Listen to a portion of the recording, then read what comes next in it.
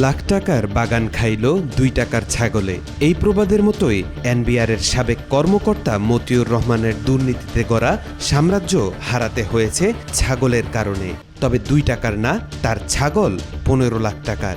আলোচিত সেই মতিউর এবার কাঁদলেন আদালতের কাঠগড়ায় দাঁড়িয়ে।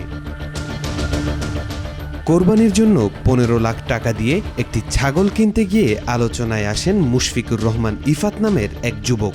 এ নিয়ে সামাজিক যোগাযোগ মাধ্যমে তুমুল আলোচনা শুরু হয়। বলা হয় তার বাবা এনবিআর সদস্য এবং কাস্টমস, এক্সাইজ ও ভ্যাট আপিলাত ট্রাইব্যুনালের প্রেসিডেন্ট মতিউর রহমান। পরে একের পর এক বেরিয়ে আসতে থাকে মতিউর পরিবারের বিপুল বিত্ত বৈভবের চাঞ্চল্যকর তথ্য। এনবিআরের সাবেক কর্মকর্তা মতিউর রহমান জামিন চেয়ে কাঁদলেন আদালতে। যদিও তার এই কান্না মন গলাতে পারেনি আদালতের।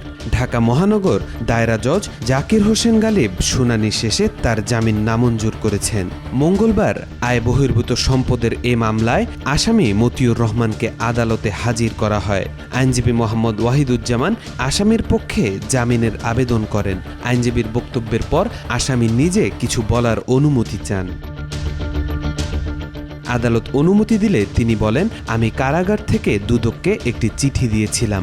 আমি আপনাকে এই চিঠিটা দিলাম। আপনি দয়া করে আমার চিঠিটা পড়ে যে আদেশ দিবেন তা আমি মাথা পেতে নিব। তিনি বলেন, আমার পরিবারটা ধ্বংস হয়ে গেছে। আমি ও আমার স্ত্রী দুজনই কারাগারে। আমার মা প্যারালাইজড, তাকে দেখার কেউ নেই। এই কথা বলে সে কান্নায় ভেঙে পড়েন। এরপর বলেন, আমাকে জামিন দিন।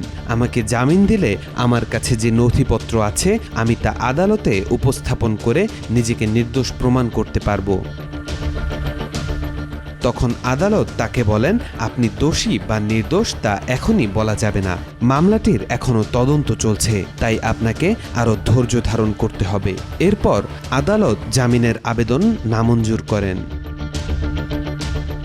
গত বছরের ৪ জুন মতিউর ও তার পরিবারের সদস্যদের জ্ঞাত আয় বহির্ভূত সম্পদের অনুসন্ধানে নামে দুদক। অনুসন্ধানে তার পরিবারের সদস্যদের নামে ৬৫ বিঘা জমি, ৮টি ফ্ল্যাট, ২টি রিসোর্ট ও পিকনিক স্পট এবং ৩টি শিল্প প্রতিষ্ঠানের তথ্য পায় দুদক। ওই বছরের ২ জুলাই মতিউর রহমান ও তার পরিবারের সদস্যদের সম্পদের বিবরণী চেয়ে পৃথক নোটিশ পাঠায় দুদক। এসব নোটিশের পরিপ্রেক্ষিতে ওই বছর ২৯ আগস্ট মতিউর তার ২ স্ত্রী এবং ছেলে মেয়ে সহ ৫ জনের সম্পদ বিবরণী দুদকে জমা দেন।